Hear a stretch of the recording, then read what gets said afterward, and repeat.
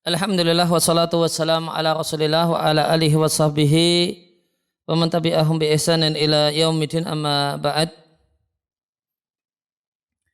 Di sesi yang terakhir pada kesempatan hari ini kita akan baca khulasah dari atau kesimpulan dari masing-masing dari 5 fasal yang ada di buku Al-Muyassar fi Ushul Tafsir. Namun sebelumnya bisa kita baca apa yang tertera di halaman cover. Muyassar fi Ushul Tafsir muqarrar itu muqarrar dirasi, textbook apa buku muqarrar, buku panduan untuk belajar. Mukhtasar dari ringkasan dari kitab At-Tahrir fi Ushul Tafsir karya Al-Ustadz Ad-Doktor Profesor Dr. Musa'id bin Sulaiman At-Tayyar.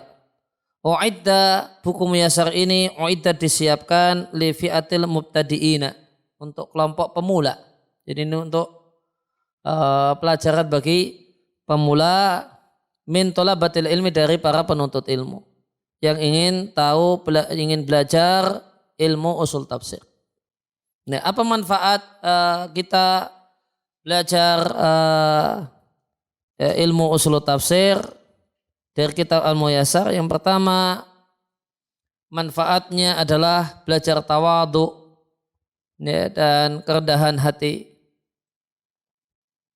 Ya, dari sisi yang buku untuk pemula saja kurang faham. Nah, buku untuk pemula saja kurang faham, ya, atau pahamnya cuma berapa persen. Gimana kita mau hal yang lebih muluk-muluk? Maka di sini kita belajar tawadhu, dan ini adalah di antara pelajaran dan pokok dari mempelajari ilmu, belajar tentang ketawaduan. Ya, manfaat yang lain, kalau kita adalah orang yang ingin belajar agama dengan cukup serius, maka penuntut ilmu agama yang serius itu dituntut untuk belajar dasar ilmu di semua bidang ilmu, sehingga minimal punya gambaran. Kita tertarik di ilmu akidah, mau banyak belajar di situ, namun harus tahu usul tafsir, harus tahu usul hadis, harus tahu usul fikih. Maka semua cabang ilmu dijamah meskipun sedikit, sehingga tidak buta sama sekali. Dan sehingga kalau mau dilanjut kepada hal yang lebih detail, hal yang lebih dalam, sudah punya modalnya. Itu dan manfaat yang lainnya, kita tahu punya gambaran tentang tafsir, atau sedikit gambaran tentang dunia ilmu tafsir. Sehingga kita dapat manfaat, mungkin beberapa manfaat dari buku ini tentang tafsir yang keliru atau cara menafsirkan yang benar. Itu manfaatnya. Kembali kita lanjutkan, bitahdzibi masailihi, dengan meringkas sejumlah pembahasannya, kemudian takrib, mempermudah, mensimpelkan contoh-contohnya, ma'al muhafadzah, dengan tetap mempertahankan ala ibaratil asal, ibarat atau ungkapan atau kalimat dari buku aslinya, illa kecuali hal-hal yang menjadi tuntutan peringkasan dan mempermudah gaya bahasa. Pokoknya dan buku ini datang tabaan karena mengikuti buku aslinya, terdiri dari 5 fasal. Yang pertama adalah tentang usul tafsir, pengertian dan sejarahnya, kemudian sumber penafsiran, cara menafsirkan, kemudian yang keempat, perbedaan pendapat dalam tafsir dan ijma' dalam tafsir. Yang kelima adalah kaidah-kaidah tafsir dan tarjih. Sebagaimana muqarrar ini, buku panduan belajar ini, istamala, memuat kharaid, peta dhihniyah, pikiran. Ya, maksudnya peta konsep. Tajma' yang mengumpulkan cabang permasalahannya, wa khutimah, dan ditutup fasal-fasalnya dengan khulasat, dengan ringkasan, tujmil, yang mengglobalkan, muhimmatiha, hal-hal yang penting darinya, ditambah pertanyaan, takis, untuk mengukur sejauh mana pemahaman atau istifadah minha darinya. Maka kita mulai dari pasal awal, kita akan baca khulasah. Ya, khulasah pasal awal ada di halaman 16. Khulasatu faslil awal, usul tafsir, pengertian dan sejarahnya. Usul tafsir adalah asas atau pondasi ilmiah yang menjadi rujukan seorang penafsir ketika menafsirkan firman Allah Ta'ala dan ketika memilih lil ikhtilaf fi tafsir ketika terjadi perselisihan dalam tafsir. Ya, pembahasan ilmu ini yang paling penting adalah tiga poin yang bersifat general. Yang pertama adalah sumber penafsiran dan metodenya. Kemudian yang kedua adalah perselisihan dalam bidang tafsir, macam-macam dan sebabnya. Kemudian yang ketiga adalah kaidah tafsir. Ilmu usul tafsir itu melewati 3 fase. Fase yang pertama, kaidah usul tafsir atau kaidah-kaidah tafsir dalam hadis-hadis Nabi dan riwayat salaf.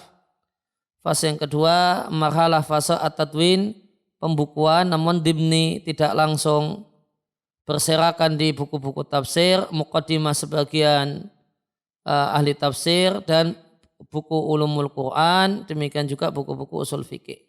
Dan fase yang ketiga, pembukaan yang bersifat mustaqil independen dalam buku khusus untuk ilmu ini diawali dari bukunya Syekhul Islam Taimiyah rahimahullah ta'ala, muqaddimah tafsir. Kemudian fase yang kedua, khulasahnya ada di halaman 57. Khulasah al-fasli athani, ringkasan fasal yang kedua, masadir sumber tafsir. Yang dimaksud dengan sumber-sumber tafsir adalah referensi yang pertama yang menjadi rujukan atau acuan seorang mufassir ketika menafsirkan Al-Quran ada 5. Itu Al-Quran, hadis, perkataan salaf, bahasa Arab dan Israiliyat. Kemudian dibuat kolom, ada masadir tafsir, kemudian pengertian tafsir Al-Quran dengan sumber tersebut, wajah penjelasan kenapa dia teranggap sebagai sumber tafsir, macam-macamnya, sejauh mana kehujahannya, dan yang paling menonjol perhatian dengannya. Untuk Al-Quran, maka yang dimaksud tafsir Al-Quran dengan Al-Quran adalah menjelaskan makna ayat dengan dalil ayat yang lain.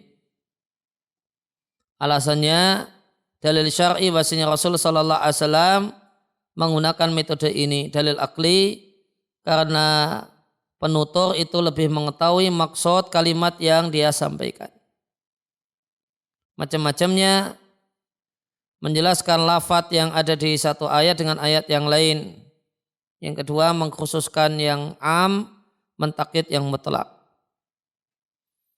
Dan sejauh mana kehujahannya, ada tafsir Al-Quran dengan Al-Quran yang tidak bisa dibayangkan ada perselisihan padanya, tentu hujah. Karena dia semi ijma'. Asbah bil ijma'. Itu asbah seringkali diterjemahkan dengan semi. Kemudian waroda terdapat dari Nabi, tentu hujah karena dia urut berasal dari Nabi SAW.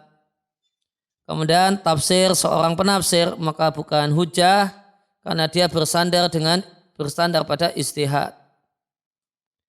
Yang paling menonjol perhatian dengan tafsir ini, tafsir Quran dengan Quran adalah tafsir Muqatil bin Sulaiman, tafsirnya Ibnu Katsir dalam tafsir Adwaul Bayan karya As-Sinqiti.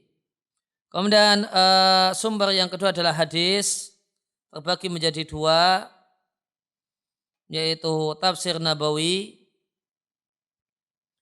Ya, bentuknya adalah Nabi SAW bersengaja menuju satu ayat. Nabi sebutkan ayat tersebut dalam perkataan beliau atau beliau isyaratkan pada ayat tersebut. Kemudian beliau jelaskan makna ayat. Atau beliau mendiamkan salah satu sahabat yang memiliki pemahaman terhadap ayat.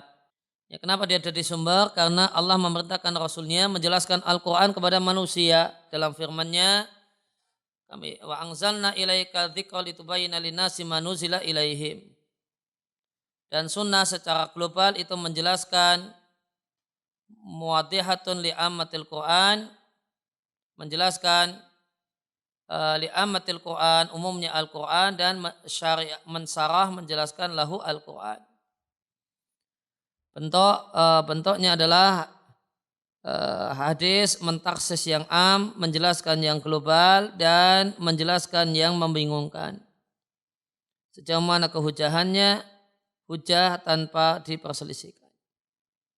Yang paling menonjol memberikan perhatian tafsir At-Tabari, Ibnu Katsir, dan Ad-Dur Al-Manthur karya As-Suyuti. Kemudian tafsir dengan hadis namun tidak langsung dilakukan oleh Nabi. Fasir al-mufassir, ketika seorang pentafsir menafsirkan ayat dengan perkataan Nabi sallallahu alaihi wasallam yang lam yarid, yang hadis perkataan Nabi tersebut lam yarid tidaklah berasal minhu dari Nabi dalam konteks menafsirkan ayat. Kemudian di antara macamnya min suwariha, di antara bentuknya ayat qura hadisan, seorang mufassir menyebutkan hadis yang mutabikan mencocoki makna ayat, atau seorang mufassir menyebutkan hadis waradat terdapat pada hadis tersebut kata-kata Al-Quran. Kemudian ayat tamid ala sunnah, berpedoman dengan hadis untuk merajikan salah satu dari makna. Untuk merajikan salah satu makna. Ayakuna fil ayati, ada dalam ayat isyaratun isyarat ila maudu'in, pada satu topik yang dijelaskan oleh Rasulullah SAW dalam perkataannya. Kemudian tentang sejauh mana kehujahannya, maka ada yaqa alihi, yang hampir-hampir yaqa ali al-ittifaq, terjadi kesepakatan bahasanya hadis menafsirkan ayat maka hujah. Maka al-istidlal bil hadis, bentuknya adalah berdalil dengan hadis untuk menjelaskan makna ayat, fihi khofa'un, yang ada kesamaran padanya, maka terdapat padanya perselisihan antara ulama, dan wayaqa, dan terjadi padanya perselisihan di antara para ulama, maka ini bukan hujah. Ya, kemudian sumber tafsir yang ketiga adalah perkataan salaf. Maksudnya adalah menjelaskan makna Al-Quranul Karim dengan perkataan sahabat, tabi'in atau tabi'in. Sahabat adalah orang yang berjumpa dengan Nabi SAW dalam keadaan muslim dan mati dalam keadaan demikian. Tabi'in adalah orang yang berjumpa dengan sahabat dalam keadaan beriman dan mati dalam keadaan beriman. Tabi'in adalah orang yang berjumpa dengan tabi'in dalam keadaan beriman dan mati dalam keadaan demikian. Alasan kenapa jadi sumber dalam tafsir untuk sahabat, karena mereka menyaksikan Al-Quran. Mereka mengetahui keadaan orang yang turun Al-Quran di tengah-tengah mereka, yaitu keadaan orang Arab. Mereka adalah ahlul lisan, paham betul bahasa Arab, yang Al-Quran itu turun dengan bahasa tersebut. Kemudian bagusnya pemahaman mereka, bersihnya niat mereka. Sedangkan tabi'in dan tabi'in, mereka itu bisa jadi hujah dalam tafsir atau jadi sumber dalam tafsir karena mereka itu adalah wi'aun, wadah bagi tafsir-tafsir para sahabat. Karena tidaklah berubah metodologi dan sumber mereka dalam menafsirkan dari sahabat. Kemudian yalzam, berkonsekuensi jika kita tidak berpatokan dengan tafsiran tabi'in dan tabi'in, berkonsekuensi inqita', terputusnya mata rantai penafsiran. Kemudian i'timadu naqalati tafsiri, karena para penukil tafsir, mereka berpedoman, para penukil tafsir al-ma'thur, semuanya berpedoman dengan tafsiran mereka. Maka buku-buku yang berisi tafsir riwayat, semuanya mengutip mereka. Dan mereka hidup di masa bahasa Arab itu masih bisa jadi hujah karena masih terjaga dengan baik dan belum rusak. Dan macam-macamnya, ada dua macam tafsir yang mangkul, artinya riwayat sahabat dari Nabi SAW yang meriwayatkan tafsiran Nabi. riwayat para sahabat yang mendapatkan sebab nuzul, sebab turunnya ayat as-sarihah yang tegas. Riwayat tabi'in dari sahabat, riwayat tabi'in dari tabi'in. Yang kedua adalah tafsir bira'yi. Dalam mana kala mereka menceritakan sebab nuzul yang tidak sarih, yang tidak tegas. Makana lahu indahum aktsar min wajhin fil makna. Adalah tafsir yang menurut para tabi'in dan tabi'in ya, itu memiliki aktsar lebih dari satu model pemaknaan. Mayarbituna al-ayat tabi minal qasas, cerita-cerita yang mereka hubungkan dengan ayat. Sejauh mana kehujahannya? Hujahnya adalah riwayat mereka dari Nabi SAW dari tafsir berupa tafsir Nabi.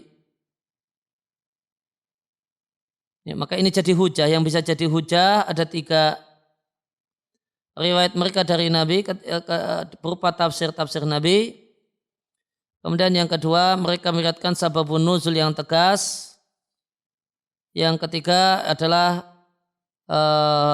tafsir yang menjadi kesepakatan mereka, kesepakatan nabiin atau tabi'in. Yang keempat, mayakunu lahu wajhun wahid fil makna. Adalah tafsir yang hanya memiliki satu pemaknaan saja. Yang itu telah mereka jelaskan, tidak ada makna yang lainnya, la ghaira. Sedangkan tafsiran salaf yang lain adalah hujah dengan bimajmu'iha secara globalnya, bimakna dengan pengertian kebenaran tidak akan keluar dari perkataan mereka. Yang paling menonjol perhatian dengannya adalah tafsir Tabari, Ibnu Abi Hatim, Sa'labi, Al-Mawardi, Baghawi, Ibnu Atiyah, Ibnu Katsir dan Ad-Dur al-Mansur. Kemudian bahasa. Yang dimaksud tafsir dengan bahasa adalah menjelaskan makna Al-Quran bimadlul dengan makna mufradat, kosakatanya atau susunannya menurut bahasa Arab. Kemudian sisi kehujahannya atau sisi kenapa bisa jadi sumber, karena dalalatul kalimah, kandungan kata dalam bahasa Arab, yu'rafu bi'at tafsir, maka diketahui dengannya tafsir. Wa ta'athar bi'a al-makna, dan makna itu terpengaruh dengan dalalatul kalimah. Maka ketidaktahuan tentang dalalah kalimat, kandungan kata atau tafsirannya, atau menafsirkan kata bi ghairi ma, dengan makna yang tidak ma'urifah, tidak dikenal dari orang Arab, adalah faktor pendorong untuk keliru dalam memahami firman Allah Ta'ala. Kemudian bahasa Arab adalah benteng yang kokoh menghamal menafsirkan lafaz Al-Quran yang berbahasa Arab dengan istilah-istilah baru dan arumus al-khasah, kode-kode khusus. Sejauh mana kehujahannya adalah manakala ayat tafaqa bertepatan perkataan pakar bahasa Arab dengan perkataan sahabat dan tabi'in, maka hujah. Yang kedua, perkataan para pakar bahasa Arab secara sisi bahasa membatalkan tafsir salaf secara bahasa, maka ini tidak diterima. Yang ketiga, dalam tafsiran para pakar bahasa secara para pakar bahasa Arab itu menjadi tambahan makna min qabili tanawu' dalam bentuk variasi, maka sah menafsirkan Quran dengannya jika ayatnya memang mungkin ditafsirkan demikian. Ya, contohnya adalah Ma'anil Quran karya Al-Fara, Majazul Quran karya Abu Ubaidah, Tafsir At-Tabari, Mufradat karya Ar-Rahib Al-Asbahani, dan Tafsir Ibnu Ashur. Di baris paling bawah, At-Tafsir Bilurah, tafsir dengan bahasa Arab melewati 3 fase di masa salaf. Tsumma inda ahlil Arabiyah, kemudian pada orang-orang yang pakar bahasa Arab, kemudian ba'da tadwin, setelah pembukaan buku-buku bahasa alias kamus. Kemudian yang kelima adalah Israiliyat. Israiliyat adalah semua yang diambil oleh ulama dari Bani Israel, Yahudi dan Nasrani, min akhbarin, berita-berita yang diambil dari mereka. Tafsir Al-Quran dengan Israiliyat artinya memanfaatkan riwayat Bani Israel untuk menjelaskan sebagian makna yang terdapat dalam kisah-kisah Al-Quran atau yang berkenaan dengan kisah-kisah. Alasan kenapa Israiliyat iktibar dianggap sebagai sumber dalam penafsiran. Karena mayoritas ahli tafsir salaf itu rujuk ilaiha, mengacu kepadanya untuk menafsirkan Al-Quran. Dalam keadaan mereka menghadirkan adanya izin dari Nabi untuk meriwayatkan atau menceritakan Israiliyat. Kemudian menjadikan Israiliyat sebagai masdar sumber tafsir untuk menafsirkan Al-Quran bukanlah sesuatu hal yang menimbulkan iskal. Li'annahu karena la yalzam tidaklah mesti mindalika dari hal itu menyamakannya dengan sumber-sumber yang lain. Dia jadi sumber namun level yang paling bawah. Wala yuskil dan tidaklah menimbulkan iskal, menimbulkan kebingungan apa yang dijumpai pada Israiliyat min iskalin ilmiah, problem ilmiah. Wala yalzam dan tidaklah mesti ketika kita hitung Israiliyat sebagai sumber tafsir, tidaklah mesti bermakna semuanya diterima. Kama ana liruju ilaiha sebagaimana mengacu pada Israiliyat itu memiliki ruang. Ada ruang-ruang yang bisa Israiliyat dipakai di sana dan ada dhawabit kaedah-kaedahnya. Maka kemudian disebutkan ruang. Majalah ruang istifadah seorang ahli tafsir dari Israiliyat.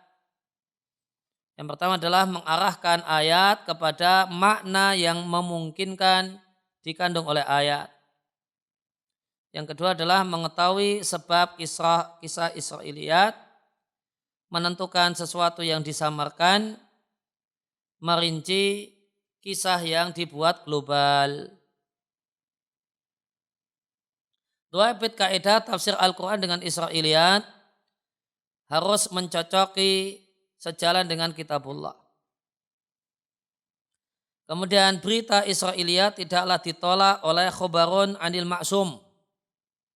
Berita dari orang yang terjaga yaitu hadis Nabi SAW. Yang ketiga mencocoki bahasa Arab. Yang keempat perkataan para sahabat dan tabi'in berturut-turut semuanya mengutipnya. Kemudian ayakuna dalam perkara-perkara yang mungkin bukan mustahil. Dan ulama yang abras yang paling menonjol perhatian dengan Israiliyat dalam tafsir adalah At-Tabari, Ibnu Abi Hatim dan As-Sa'labi.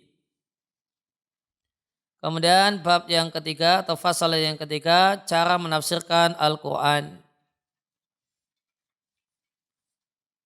Khulasanya ada di halaman 76. Kaifiyatu tafsir Al-Quran, cara menafsirkan Al-Quran. Metode turukul ilmi, metode ilmiah yang paling populer untuk menafsirkan Al-Quran dua metode pokok, yaitu mengutip dan istihad. Mengutip tafsir tidak lepas dari dua cara, isnad safahi secara langsung dari lisan atau kutipan dari buku. Model-model para penafsir ketika mengutip buku tafsir ada 3 model. Mereka sebutkan sumber perkataan alias bukunya dan siapakah yang berpendapat dengannya. Kemudian yang kedua menyebutkan kutipan namun ibham menyamarkan sumber. Yang ketiga mengutip dari buku tanpa mengisyaratkan pada buku, tidak pula penulis buku. Kemudian waqa'al istihad, terjadi istihad dalam penafsiran dan perselisihan dalam penafsiran sejak masa sahabat, tabi'in dan tabi'in. Opini manusia atau pendapat itu ada 2 macam, terpuji dan tercela.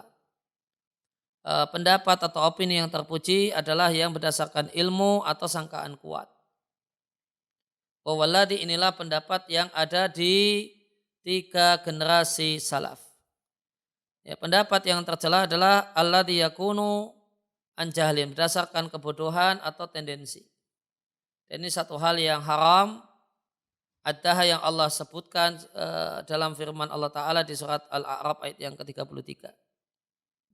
Kemudian inama dhahara ar-ra'yu al-madmum, hanyalah muncul pendapat atau opini yang tercela dan tersebar tatkala muncul bid'ah dan kesesatan.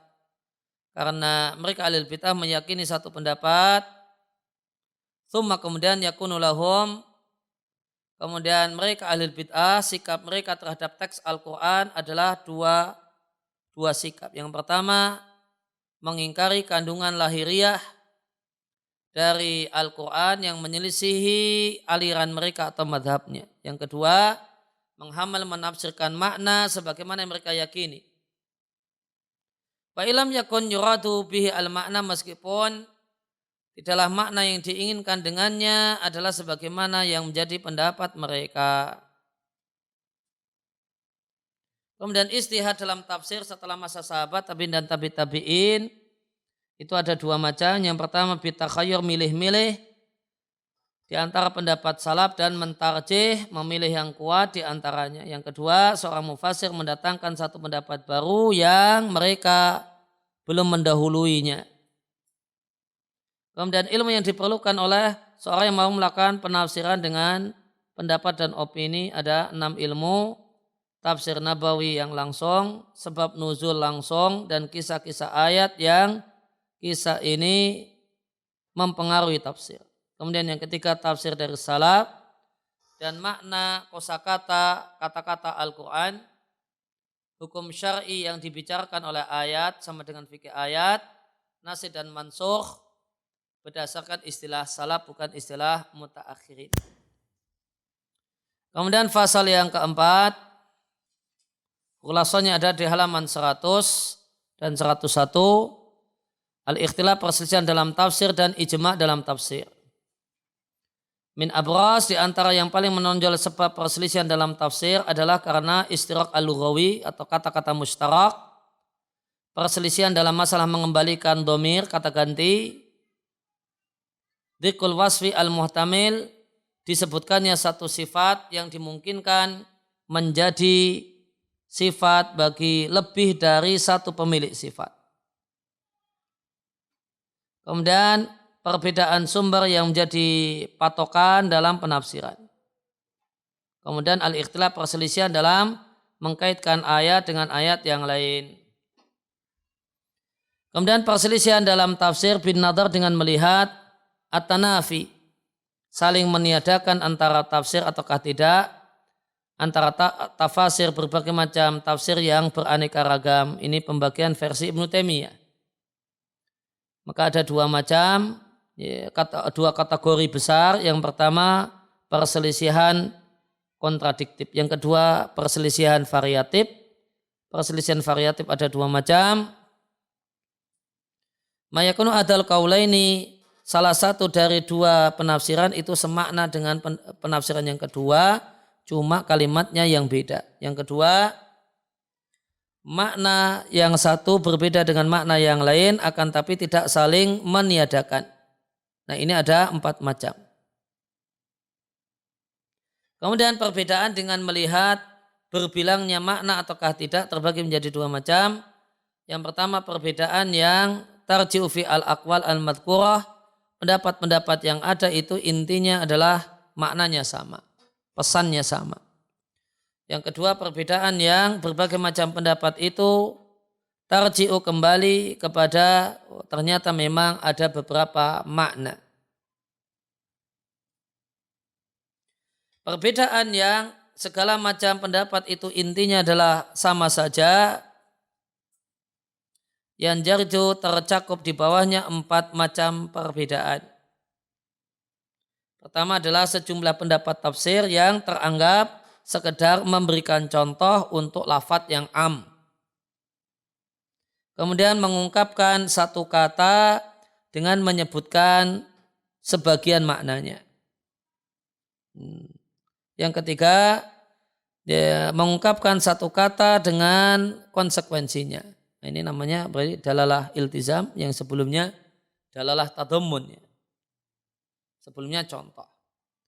Yang keempat adalah mengungkapkan satu kata dengan mayuqaribu maknahu, dengan kata-kata yang mirip dan tidak sinonim dengan maksudnya. Kemudian perbedaan yang berbagai macam pendapat itu intinya memang kembali kepada beberapa makna. Maka nanti dilihat apakah di antara makna-makna tersebut terdapat kontradiksi ataukah tidak. Yakunu ta'amul, maka interaksi terhadap perselisihan yang terdapat dalam tafsir ala nahwi tali adalah sebagai berikut. Dirasa mengkaji ihtimal dimungkinkannya ayat untuk memuat pendapat-pendapat yang disebutkan.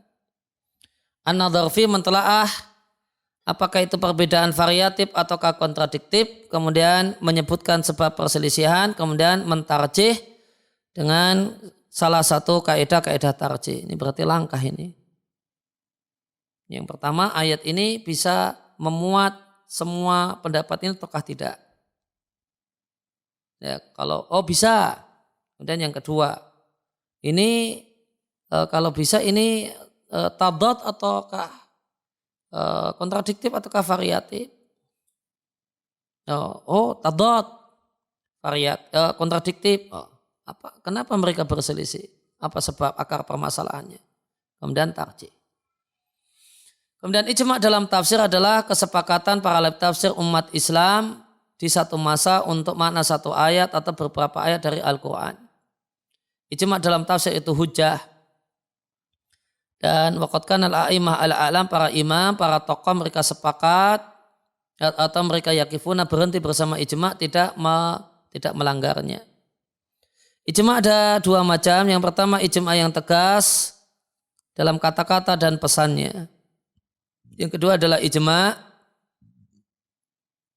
dalam pengertian maknanya sama, meskipun berbeda ungkapan ahli tafsir untuk mengungkapkan makna tersebut tanpa ada penegasan adanya ijma' dalam masalah ini. Dan memunculkan penafsiran yang baru, pendapat baru dalam tafsir itu ada dua macam. Ya, penafsiran baru yang memang dimungkinkan oleh ayat, kemudian tidak membatalkan perkataan salaf sama sekali, maka ini boleh menghamal menafsirkan ayat dengan dua makna tersebut, makna lama dan makna baru. Atsani, yang kedua, pendapat yang baru yang memang dimungkinkan oleh ayat namun membatalkan perkataan salaf seluruhnya, maka ini tidak boleh. Ya, kemudian yang terakhir, khulasah pasal yang kelima di halaman 117, kaidah dalam menafsirkan dan dalam mentarjih. Kaidah tafsir Al-Quranul Karim adalah sejumlah hukum dan dhawabit aghlabiyah yang ini berlaku umumnya, tidak semuanya. Yang ini mengantarkan kita untuk mengetahui makna Al-Quranul Karim dengan pengetahuan yang benar.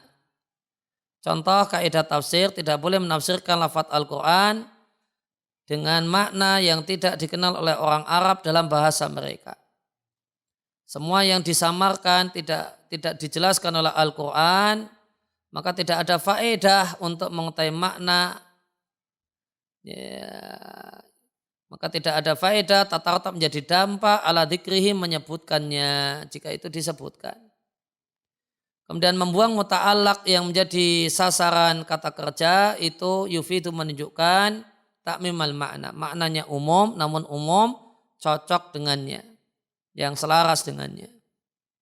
Kemudian jika terdapat tafsir untuk satu kata bi aktsar min maknan, lebih dari satu makna secara bahasa, makna kebahasaan, dan itu benar, ayat memang memungkinkan tanpa ada kontradiktif, maka boleh ditafsirkan dengan semua makna-makna yang memungkinkan tersebut dengan status tanawwa'ul wujuh, variasi bentuk dalam penafsiran. Yang kelima, jika satu kata itu direbutkan antara makna syar'i dan makna lughawi, dimenangkan makna syar'i karena syariat ma'niyun, perhatian menjelaskan syariat, bukan menjelaskan kata dari sisi bahasa. Dan kaidah tarjih dalam tafsir Al-Quranul Karim adalah sejumlah hukum ilmiah, ada yang bersifat kuliah berlaku untuk semua atau aghlabiyah berlaku untuk mayoritasnya. Yutawassalu biha, yang bisa menjadi alat yang mengantarkan kepada al-adhar, mengetahui yang lebih kuat di antara berbagai macam pendapat al-mukhtalifah yang beda-beda. Fi bayan, untuk menjelaskan makna Al-Quranul Karim. Di antara kaidah tarjih, tafsir Nabi lebih didahulukan daripada yang lain. Kemudian al-asal hukum asal dalam berita dan hukum itu adalah umum, tidak mengalami, tidak dimasuki oleh pengkhususan kecuali dengan dalil. Kemudian pendapat yang mencocoki siyak lebih diutamakan daripada yang lain. Kata-kata yang masuk dalam bahasa lebih didahulukan daripada kata-kata yang kurang masuk atau yang yang sangat sedikit. Ya, demikian yang kita baca, kita telaah dari kitab Al-Muyassar fi Ushul Tafsir yang asalnya adalah ini karya Profesor Dr. Musa'id bin Sulaiman At-Tayyar hafizallahu taala. Ya, demikian wasallallahu ala nabiyina Muhammadin wa ala alihi washabihi wasallam wa udawana alhamdulillahi rabbil alamin. Subhanakallahumma wa bihamdika asyhadu an la ilaha illa anta astaghfiruka wa atubu ilaik.